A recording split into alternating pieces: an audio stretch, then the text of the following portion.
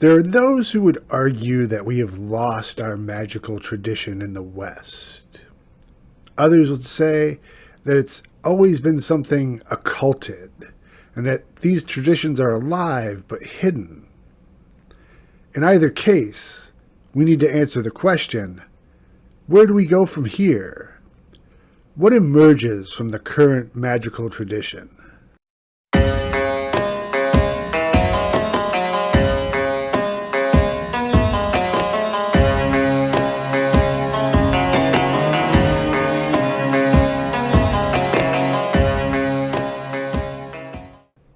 Hey folks, this is James, aka Threscurnus, and welcome to part 6 on our series about Emergent Magick from the book Emergent Magick, Rebuilding Our Tribes Through Ritual and Meaning. A little bit of business to take care of first. Would love that if you folks would head over to our Ko-Fi page. Got all the old Scroll of Thoth podcast episodes up there now. Got a unique subscriber video about drugs in ancient Egypt. You get 10% off our Scarlet Ibis stuff in the store. I'm going to have an exciting announcement at the end of this video, so I hope you all stick around. At least I think it's exciting. So I've noticed that the number of views for this channel drop off when I stop talking about ancient Egypt.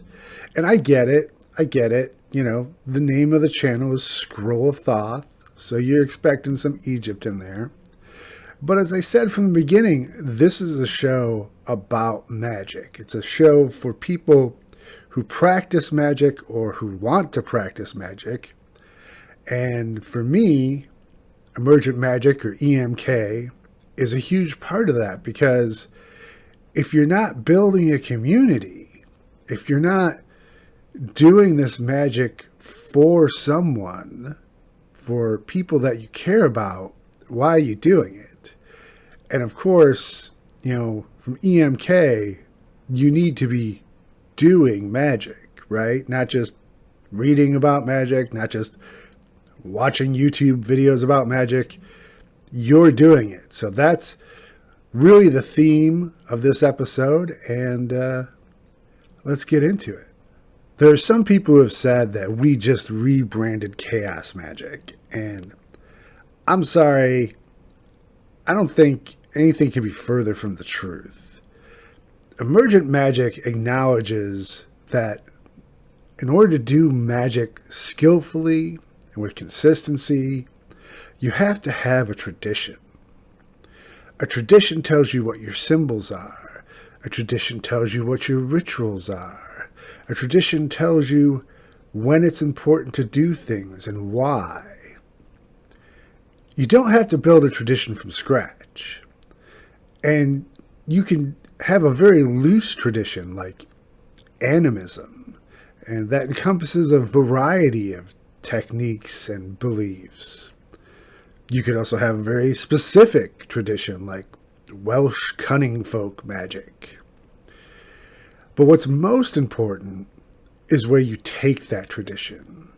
How do you build on it? How do you make it useful for you? And how do you share it with others?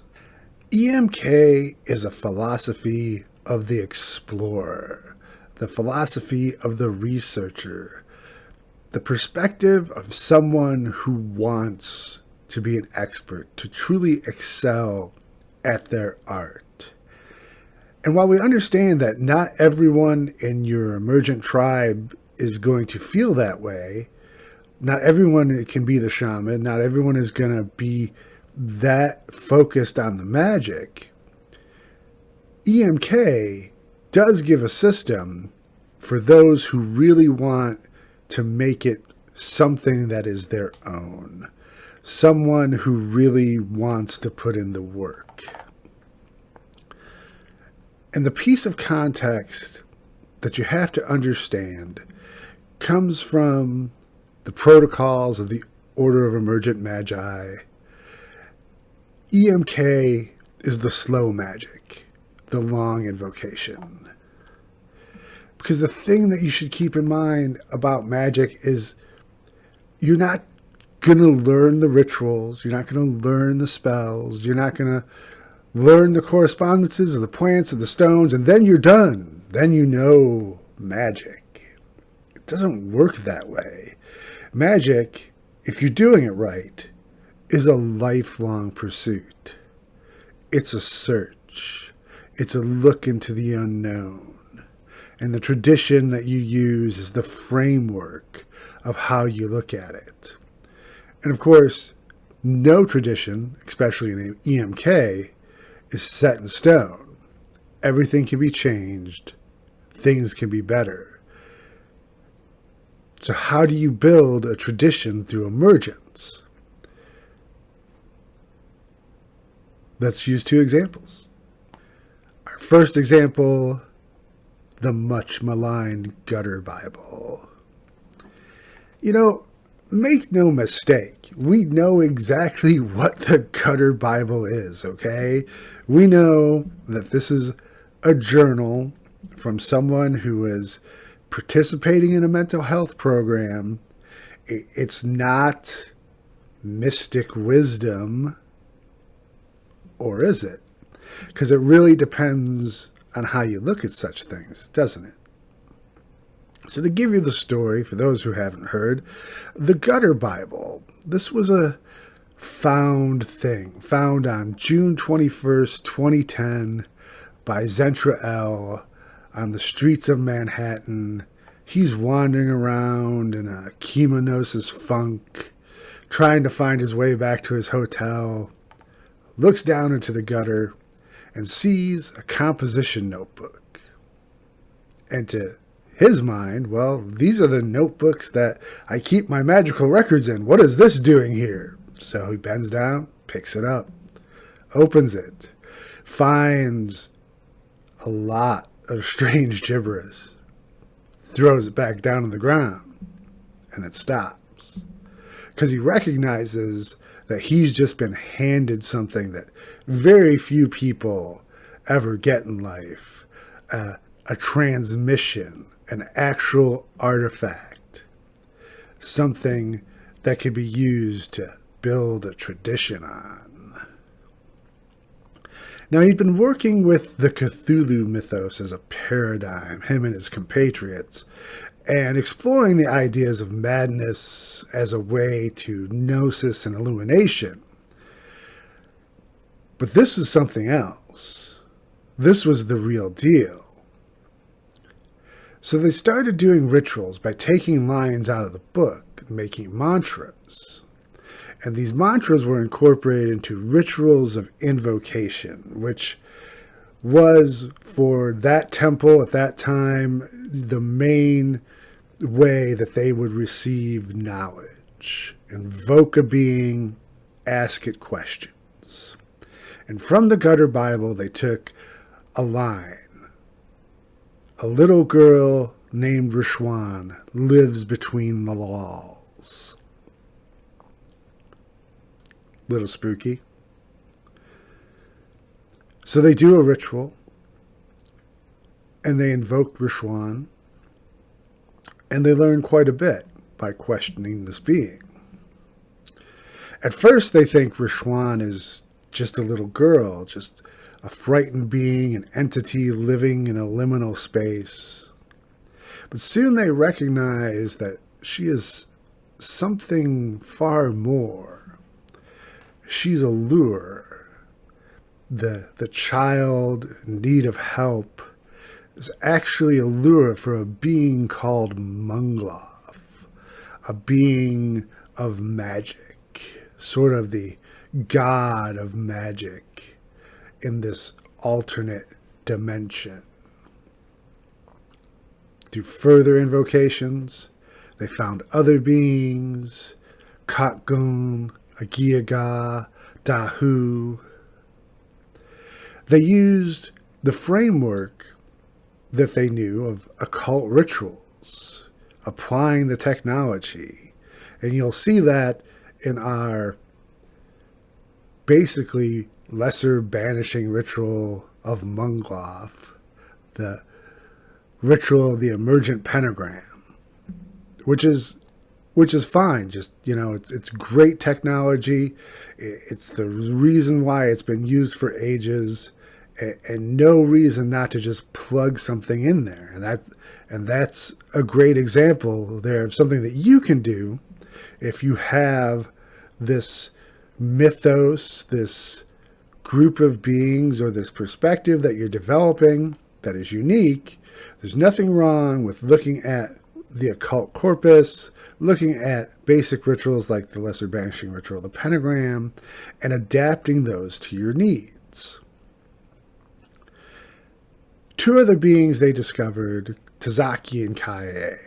And these are opposing forces. Death, static death, and death, kinetic death. And when these two brothers, when they face off, they create a rift in the universe that opens up what's called the grid of spirits. And through further rituals, the grid was filled. Through divination, through automatic writing, sigils were made of these beings, of these different spirits, these demons of the Gutter Bible. And so you can see, from practically nothing, an entire pantheon was created. And it was created by doing magic. Created by doing rituals based off solid technique, taking what was learned from those rituals, recording it, and building off of that. And that's one way to build an emergent paradigm. It's built by doing magic. Second example, Egyptian demons. So, as I was experimenting with Goetia and the grimoires, trying to figure out what beings did I want to talk to? Who did I want to evoke? Who did I want to summon up? Did I really want to stick to this list of 72 demons that everyone else talks to?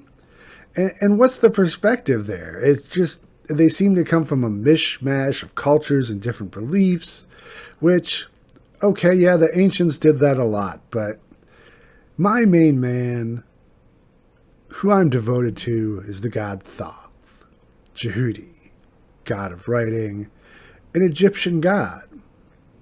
And through my research, I learned that, well, the Egyptians certainly believed in underworld beings, their underworld being the Duat. And the Egyptians believed that some of these beings served the gods. They served as a retinue. They served as warriors. Well, those sounded like spirits that I wanted to meet. And in order to do that, I took the framework of the grimoires. I made a circle, but I made a specific circle that had prayers to Thoth. The circle to me was the creation of liminal space, the creation of almost a portal to let these beings through. I saw in a lot of grimoires they had vessels, brass vessels, things to contain the spirits, sometimes to trap the spirits. But another perspective is, maybe you're providing the spirits simply a place to inhabit here in this world. I looked at the invocations and replaced them with hails to Jehudi, calling upon the Ogduad as the forces of creation, calling on the demon Amut as a gatekeeper.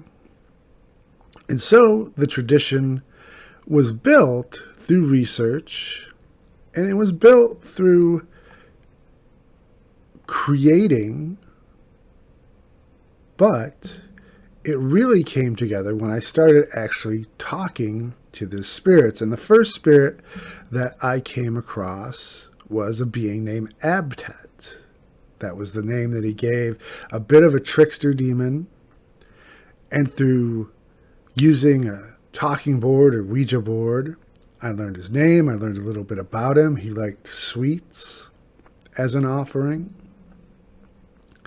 Things really took off when I discovered the SB7 Spirit Box, and I really recommend folks go and watch my video on the paranormal and the occult to learn how that works. But through the spirit box, I contacted a being named Oz, who worked as a seneschal or librarian for Thoth, a more refined being. And these two seem to be related.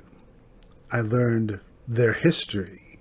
I learned the things that they could do and the things that they didn't want to do or couldn't do. I learned what offerings they wanted from me. And this paradigm continues to build because I'm always speaking with them. I'm always doing ritual on a regular basis, getting out the spirit box and maintaining that relationship with these spirits, and even more importantly, recording it. And for me, you guys know that means actual audio and video recording of these spirit box sessions. And I can go back through and I can look at what they said and I can take out meaning from it. And from there, build more rituals, discover more spirits, and create an entire modern tradition based on Egyptian demons. Well, I hope everyone now has a better understanding of what the emergent process is. And, absolutely, because this is EMK, you want to bring your tribe in, your fellow magicians, to help you do these rituals, and they can give you even more perspective on what these things are saying, what the symbols are. They can help you find new symbols. And eventually it becomes a group tradition where you're getting together to do magic. And it's like, oh yeah, we're going to talk to Abtet and Oz. And also we're going to do a gutter Bible ritual where we're going to learn more about the grid of spirits. And these things are repeated. And other members of your tribe will pick them up, try rituals of their own, and add to the tradition. I hope you guys enjoyed that one. I'm asking, please don't go yet. There's a little bit more.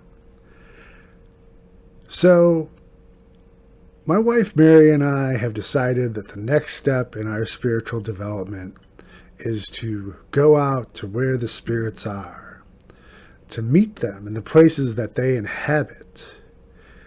And what I'm talking about is paranormal investigation. We are starting our own paranormal investigation team.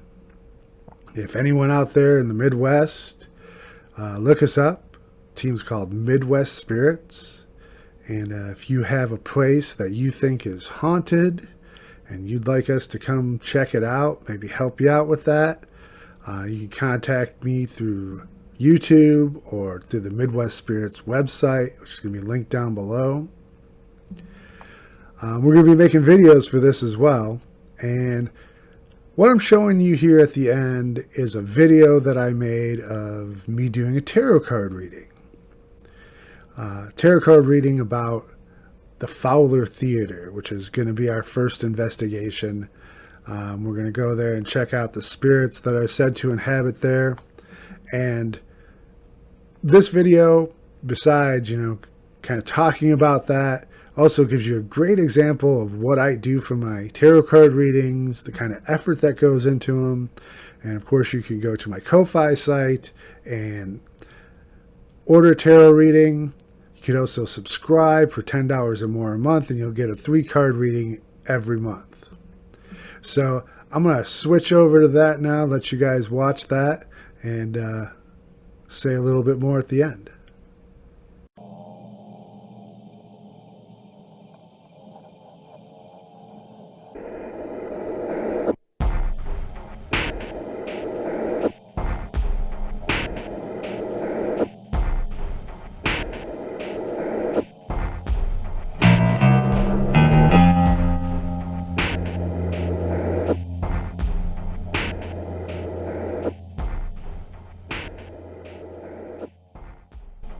So what I want to do as we start our research into the Fowler Theater and the town of Fowler itself is to do a tarot card reading. So I start those out, cleansing the space with some Florida water, which I have in a mister bottle here. Just a little bit. Nice mist there. Do that first so that it dries out. And the next thing I do when I do a tarot reading is I'm going to bring in some spirits to help guide me. And always the first person I'm going to bring in is my man Jehudi, Thoth, as most people like to call him, as the Greeks called him. We'll bring him in there. And then for my ancestors, first person I'll bring in is Max, my cousin Max. That would be St. Maximilian Kolbe. He was the first saint named by John Paul II, Polish saint. Also happens to be a cousin of mine, and he kind of acts as the leader, the representative of all of my ancestors. And then last, this bottle here. Well, this bottle was dedicated to a ritual for a magical ancestor of mine, Dr. Dave, who helped start the Order of Emergent Magick. And this was used at a ritual for him, so we're going to use this for Dr. Dave, and we'll bring him in, and we'll light some candles for all these folks. And you know, it's when we're doing this kind of research and we're looking into these things, we want to look at it holistically. We want to see, you know, what is the town of Fowler about? Not just the Fowler Theater, which is, you know, haunted, supposedly haunted, but, you know, the history, the environment, kind of themes that are going on there. Try to get to know the spirits that are inhabiting this land. I think that's really important to know, you know, what spirits are hanging out there. Because we may come across them in our investigations. Next up, I'm going to light some incense as offering for the spirits here. Always be generous with your incense.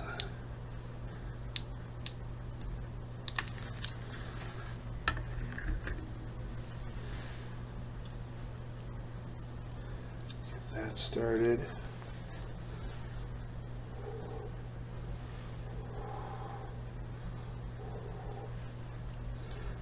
And the last thing I'm going to do before I start the tarot reading proper is a small part of a ritual, very famous ritual, very ancient ritual called the Headless Rite.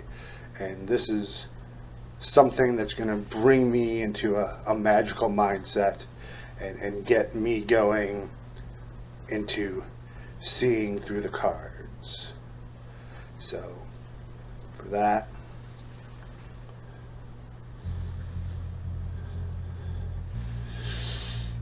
Aoth, Aberoth, Batsum, Itzhak, Sabioth. And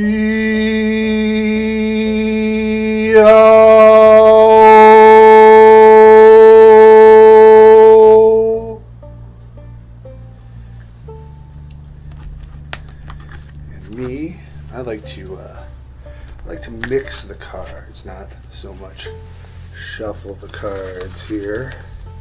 And I've already mixed them up a couple times before we got started, so it won't take too long to do this. Just kind of move the cards around, get this energy flowing, and group them up here, get them stacked together again after they're mixed. Kind of get our clarity. Uh-oh, dropped a card, dropped a card. It's our friends from Hellier say, what falls to the floor comes to your door. So That's going to be our first card as soon as I get these all together.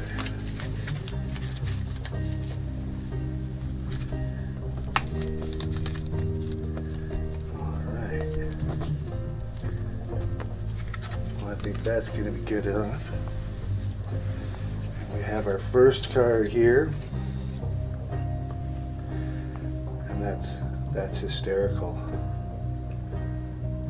The Tower. As the first card that fell. Well, you know, as this is going to be our first paranormal investigation, I think we are shaking things up a bit. And the deck I'm using here is called the Tarot of Saqqara. It's an Egyptian themed deck that I like. And here we see my man Jehudi.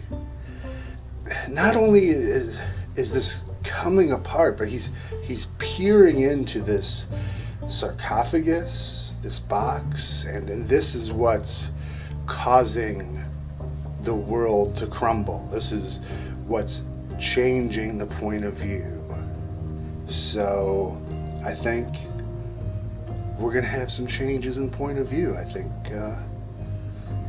radical shifts in our perception is the place we're going to start with. Not a bad place to start. A lot of people are afraid of the tower.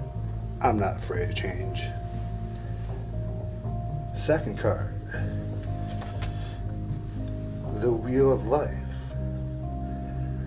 otherwise known as the Wheel of Fortune. So, up and down, the Wheel of Fortune goes, and there's going to be highlights, there's going to be low points. Where it lands, nobody knows. Once again, it's our first investigation, so I think we're going to learn a lot, and there's going to be a lot of unexpected things coming at us, and maybe a lot of unexpected things about Fowler. Hard to say. Last, we have the Hanged Man. Everything upside down. Everything you thought you knew, maybe you don't know. Another radical change of perception.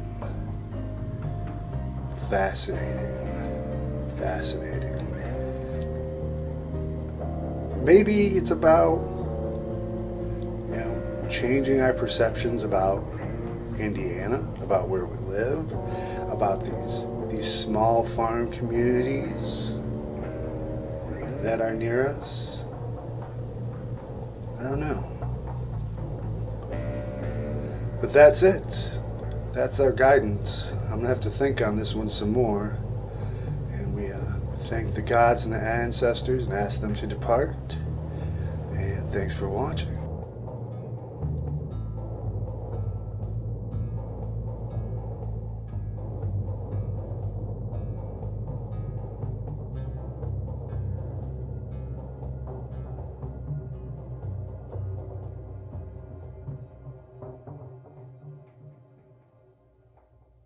Well, I hope you guys enjoyed watching that as much as I enjoyed making it.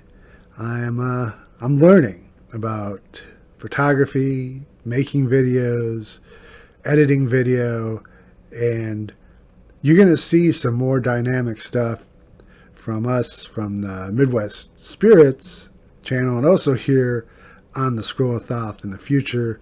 But I could really use your help. This camera equipment and stuff. It's not cheap. It's not cheap. So if you go over to our Ko-Fi site, you can become a regular member, or you could just give a one-time donation. I'd really appreciate it. Don't forget to like and subscribe to this channel. And thank you so much for watching. We'll see you next time.